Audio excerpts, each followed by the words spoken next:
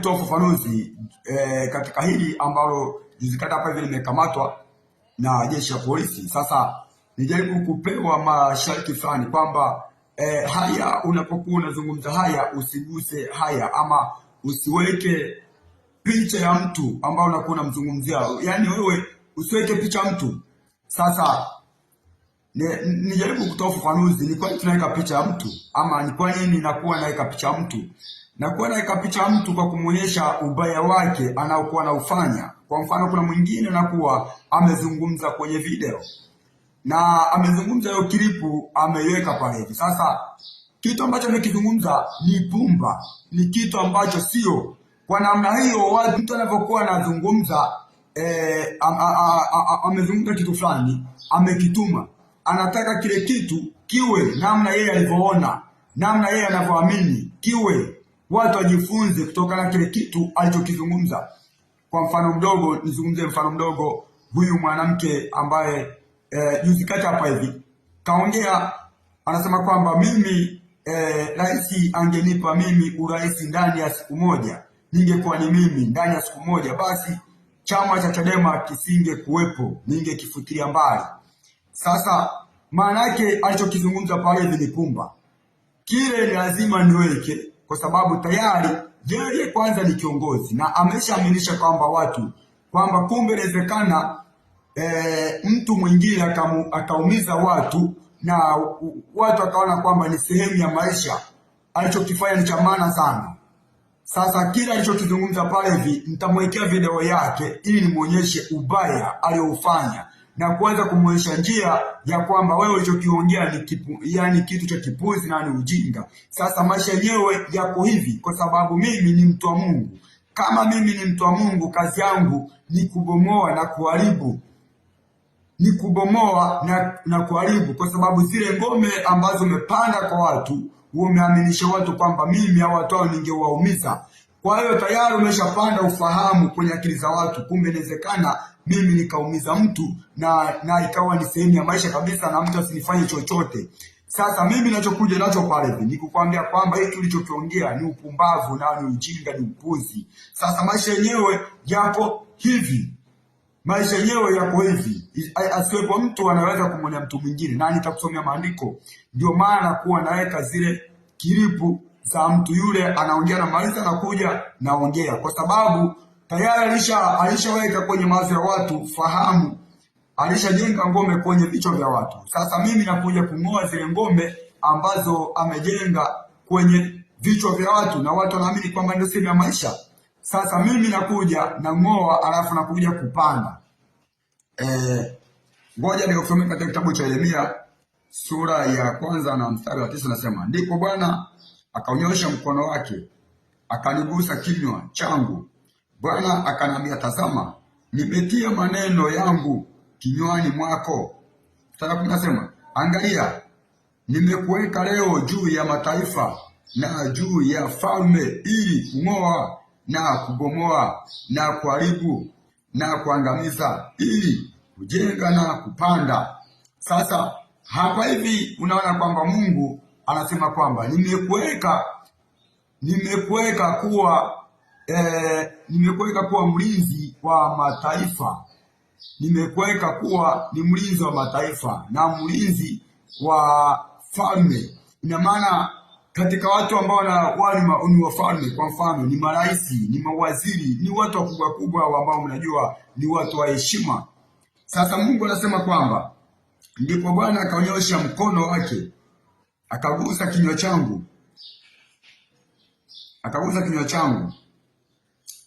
Bwana akanambia, tazama, nimetia maneno yangu kinywani mwako. Angalia, nimekuweka leo juu ya mataifa na juu ya falme. Nimekuweka kwa juu ya taifa na juu ya wafalme. Sasa kwa maana hiyo, atokea mtu anapotosha, mtu anazungumza kitu cha utumbo, kitu ambacho kina maana, kina mashiko, lazima nitamweka wazi ya kwamba ulichokifanya wewe sio, ulichokiongea ni upumbavu na ni upuzi. Maisha yenyewe inatakiwa uishi 1, 2, 3. Asiwepo mtu anayemwonea mtu mwingine, asiwepo mtu anaweza kumuumiza mtu mwingine. Ndio maana hapa hivi anakuambia kwamba wewe kazi yako ni kung'oa na kuharibu na kupanda. Ina maana kazi yangu mimi nakuja kubomoa zile fahamu yule mtu alizozijenga katika watu wengine, na yeye mwenyewe anaamini kwamba ni sehemu ya maisha, na kuja kubomoa kile kilichokaa kwenye ufahamu wake, kwamba yeye anaamini kwamba maisha ni kuwa hakuna suluhisho la zaidi hapo. Ndio maana alitoa kauli kwamba sasa mimi wangeniweka mimi kwa rais siku moja, ningewaumiza watu hawa. Ina maana kwamba hata yaliyotokea kwamba ni madogo zaidi ya haya ambayo angefanya. Sasa Mungu alitaka kwamba mimi nikang'oe na kuharibu, alafu nikapande na kujenga. Ndio mpango wa Mungu, na ndio maana nakuwa naweka vile vitu, naweka wazi ili huyo mtu ajue kwamba makosa yake, na watu wajue kwamba haya ni makosa aliyofanya. Sasa najua kwamba nilipewa masharti ya kwamba usiwe unaweka picha za watu, yaani unaweka mtu anaongea alafu naona kuja unaongea. Ndio masharti ambayo nilipewa, lakini nimeona kwamba ni vema sana watambue kwamba hiki ninachokuwa nakifanya sio kwamba ni jambo baya, ama kwamba tunaanza kutumishana misuli. Hapana, najaribu kuweka ufafanuzi ili muelewe kwamba na mtambue kwamba kile yule mtu anachokuwa amekifanya kina madhara kiasi gani. Kwanza mimi nadhani hata jeshi la polisi lingekuwa na dili na watu kama hao. Kwa mfano, huyu mtu anasema kwamba kuna mwingine wa CCM anasema kwamba yani mtu akimwongea mama inatakiwa tumkatekate. Sasa kauli kama hizo wao watu hao wanabaki kwa salama, lakini sisi ambao tunaonyesha direction ya kwamba mambo yao hivi yasio hivi, sisi ndio tunaonekana wabaya kweli. Na waweza kusema kwamba nikatumia kauli hili, hizi nyakati hizi ni za mpinga Kristo. Nimeamini kabisa ni za mpinga Kristo, kwa sababu wabaya wana survive, lakini watu wema ambao tunaonyesha njia impasavyo mwanadamu kupita, watu wasiwepo naweza kuumiza wengine, wasiwepo naweza kuonea watu wengine, eti sisi ndio tunaonekana wabaya. Sasa najua kwamba ni sehemu ya kutoa ufafanuzi, najaribu kutoa ufafanuzi ya kwamba zile picha ambazo nakuwa naziweka pale ni kujaribu kumwonyesha mtu mabaya yake na kuweza kuonyesha watu ubaya wa mtu huyu aliyokuwa na ufanya. Na ndio maana hata nikija kusoma, ngoja jaribu kusomea katika kitabu cha Isaya, Isaya 62 na mstari wa 6. Maandiko yanasema, nimeweka walinzi juu ya kuta za Yerusalemu, hawatanyamaza mchana wala usiku, ninyi wenye kumkumbusha Bwana, msiwe na kimya. Nimeweka walinzi juu ya kuta za Yerusalemu, hawatanyamaza mchana wala usiku, ninyi wenye kumkumbusha Bwana, msiwe na kimya. Mungu anasisitiza, anasema kwamba sisi tusiwe na ukimya, hatujanyamaza usiku wala mchana. Sisi ni watu wa kuongea muda wote, ni watu wa kupiga kelele, ni watu wa kuonyesha watu njia iwapasavyo kupita, ya kwamba hiki tunachoenda nacho sio. Mungu hakutaka watu tuoneane, watu tuumizane. Sisi ni walinzi. Na ndio maana usema katika kitabu kile cha Timotheo wa kwanza ile sura ya 5 na mstari wa 20 anasema kwamba wale wadumao kutenda dhambi uwakemee mbele ya watu wote, na wengine waogope. Kwa maana hiyo mtu akifanya ubaya inatakiwa akemewe kwa nguvu zote, akemewe ili na wengine waogope, wajue kwamba hiki huyu mtu alichokifanya ni kitu kina madhara, kwa mtu mwingine hata mwenyewe kina madhara.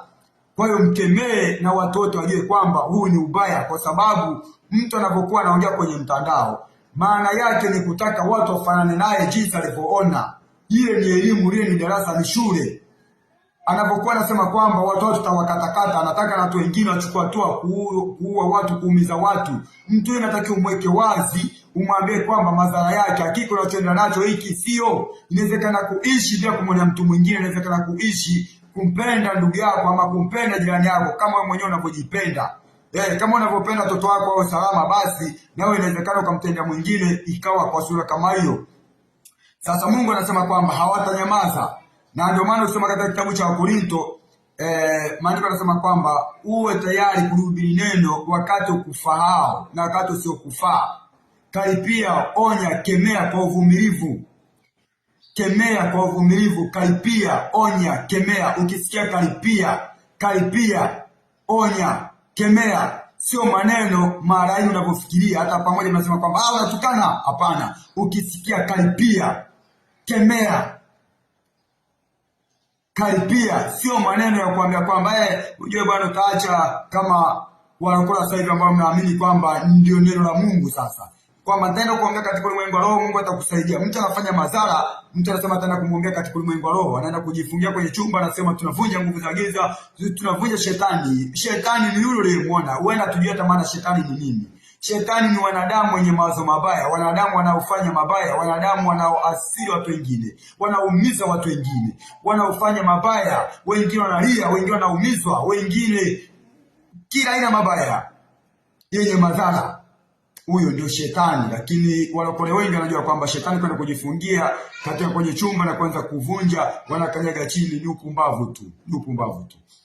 Sasa nilikuwa najaribu kutoa maelekezo ama ufafanuzi kwa hiki ambacho huwa nakifanya. Sasa najua kwamba niambiwa usinaweka vitu hivi. Sasa najaribu kutoa ufafanuzi, kitu gani ambacho kinanipelekea kufanya hivyo. Ni kitu gani ambacho kinanipelekea kufanya hivyo? Kwa sababu ili mtu ajue mabaya yake ni lazima mweke wazi. Lazima mweke wazi kwamba hiki unachokifanya wewe sio, hiki unachokifanya wewe sio. Na sasa kwa leo niseme kwamba niishi hapo hivi. Kwa leo niishi hapo hivi. Mungu abariki sana.